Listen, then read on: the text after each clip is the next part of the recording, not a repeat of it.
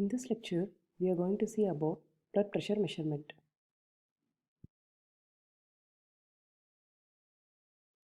So, what is actually a blood pressure?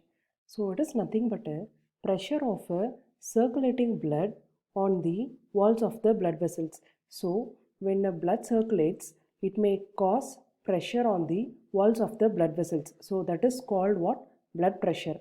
So, this blood pressure is actually a good indicator how our cardiovascular system is functioning. And the normal range of the blood pressure for adult is 120 bar 80 mmHg, where this first number, this 120 stands for systolic pressure and this 80 stands for diastolic pressure. So what is actually systolic pressure is? So systolic pressure is nothing but a pressure exerted on the artery walls when the heart beats. So whenever the heart beats, the pressure that is being exerted on the artery walls is called what? Systolic pressure. Coming to diastolic pressure, so this is nothing but pressure exerted on the artery walls when the heart is resting between the beats. So the heart will not beat continuously, so it will rest between the beats. So the pressure exerted on the artery walls when the heart is resting between the beats, that is called what? Diastolic pressure. Usually we have two techniques for measuring this blood pressure. One is indirect method and the next one is direct method.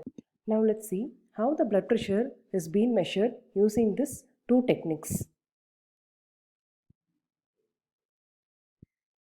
In this indirect method, the blood pressure is measured with the help of sphygmomanometer. Along with the sphygmomanometer, we are going to use this stethoscope. So this is how the sphygmomanometer resembles. So let's see what the sphygmomanometer actually consists of. This basically consists of a inflatable rubber bladder known as cuff. So you can see in this diagram, so this part, right? So this is your inflatable rubber bladder and this is called as a what? Cuff.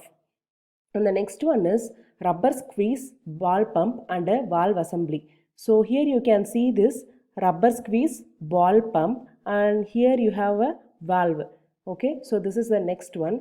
And you can also see a mercury column here. So this is a mercury column. So through this mercury column only we are going to check out the pressure. So this indirect method is also called as oscillatory method. So let's see the procedure of how pressure has been measured with the help of sphygmomanometer. First, what we have to do is the cuff must be wrapped around the upper arm. So we have seen the cuff before. So this cuff must be wrapped around the upper arm. So in this picture you can see, so the cuff is wrapped here around the upper arm. So in the cuff you will be having some velcro like arrangement. So with the help of this you can cover this cuff over the upper arm. And the next one is the stethoscope's bell is pressed slightly over the branchial artery. So this stethoscope, so you can see here, so here the doctor is placing the stethoscope over the artery here and just below the cuff edge. So below the cuff edge and over the branchial artery, the stethoscope's bell must be placed. And next to what we'll be doing is, we have seen before that rubber squeeze ball pump. So with the help of this ball pump, we are going to give the pressure and you are going to inflate the cuff, right? So whenever the ball pump is being squeezed, the pressure will be created and the cuff will start to inflate here. Okay, so usually the cuff is inflated to about 180 mmHg. So usually why they are doing is, the pressure must be greater than the systolic pressure. So the systolic pressure is actually what? 120 mmHg. So the pressure here is 180 mmHg and it is greater than what? Your systolic pressure. And what they will do next is, they will slowly release the air from the cuff. How they will release the air? So in the ball squeeze pump, you will be having some valve like assembly, right? So by screwing that valve, you can release the air from the cuff. So at this time, what we have to do is, you have to check with the stethoscope and also the mercury column there.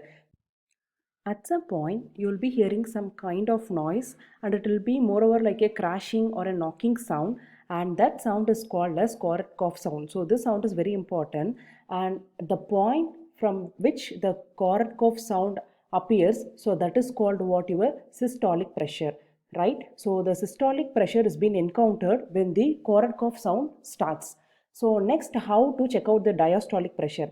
The point where the Korotkoff sound disappears is called as diastolic pressure. So when the Korotkoff sound appears, so that is called what? Systolic pressure. And the point where the Korotkoff sound disappears, that is what called diastolic pressure. So this is how the systolic and the diastolic pressure is being measured with the help of sphygmomanometer. And in the diagram you have seen here is actually a wall mounted sphygmomanometer, but usually the portable unit is also available. This indirect method of measuring a blood pressure using sphygmomanometer has some advantages and disadvantages. Let's see it. First, we will see about the advantages. This indirect method is completely an automated method and it is a non-invasive procedure. You need not to perform any surgical procedures to check out the blood pressure, and moreover it is very easy to use. So these are all its advantages. Next, we look into the disadvantages of indirect method of measuring blood pressure. The first one is it does not provide a continuous record of pressure variations. So it cannot provide a continuous method of recording pressure variations. So you can measure from a specific point of time. So that's all. You cannot record for a longer period of time. Okay. So that is the first point. And the next one is only systolic and the diastolic pressure readings can be obtained. You cannot get the details of the pressure waveform. That is, only you can get the numerical value of the pressure, but you cannot get the details of the waveform of the pressure. And the next one is this method often fails when the blood pressure of the patient is very low. So in order to overcome this disadvantages, we have a direct method of recording a blood pressure. So we'll see it now. So in this direct method, you can get highest degree of accuracy. And it only not gives the systolic and the diastolic pressure, but it gives the visualization of the pulse contour, stroke volume and the duration of a systole. And the one greater advantage of this direct method is it is used to measure pressure in the deep regions that is inaccessible by indirect means. Now let's see what happens in this direct measurement.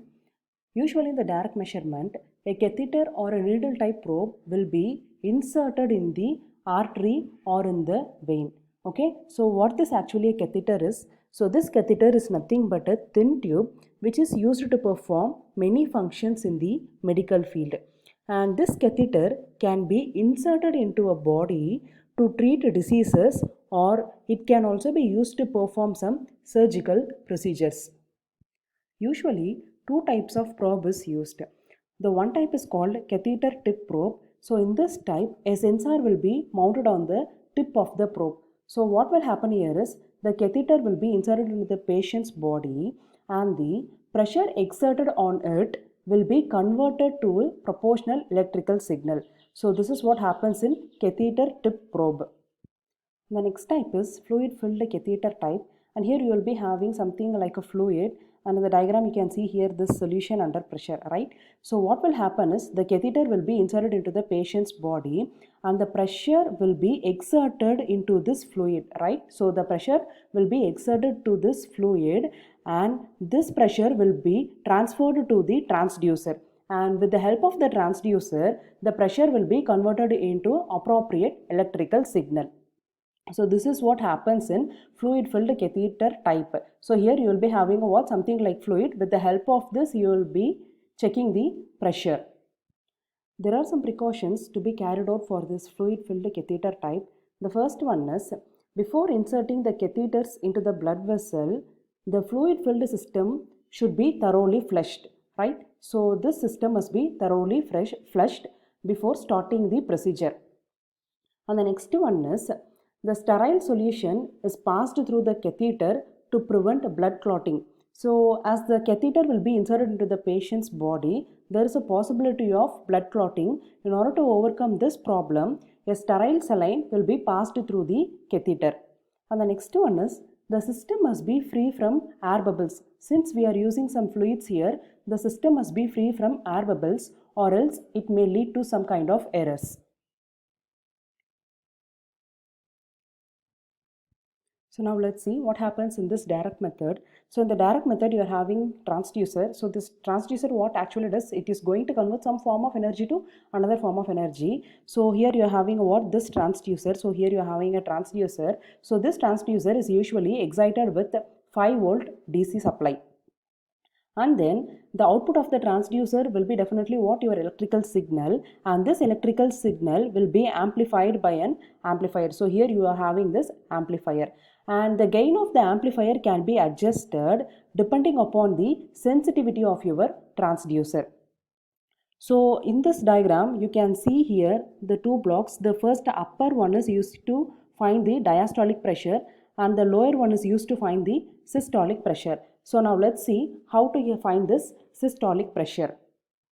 So whenever a positive going pulse appears at point A, so you can see here the point A. So whenever the positive going pulse appears, so you're having a diode here, right? So this is what diode D3, it will starts to conduct. So when this diode D3 starts to conduct, what will happen? So this capacitor C3 will charge to the peak value of the input signal. The time constant R3C3 is chosen in such a way that it gives a steady state output to the indicating meter. So you can see an indicating meter here. So this meter is nothing but a conventional peak reading type voltmeter. So now let's see how diastolic pressure is measured. So here you can see a capacitor C1 and a diode D1. So this C1 and D1 actually forms a clamping circuit, and this clamping circuit will develop a voltage that is equal to the pressure, right? So the voltage will be developed here proportional to the pressure. So this voltage will appear across this resistor R1. So what will happen then? This diode D2 will start to conduct, and when this diode starts to conduct, the capacitor here will charge to the peak value of the signal. This diastolic pressure is indicated by this meter M2, and actually this meter M2 shows the difference between the peak systolic pressure and the peak to peak pulse pressure signal.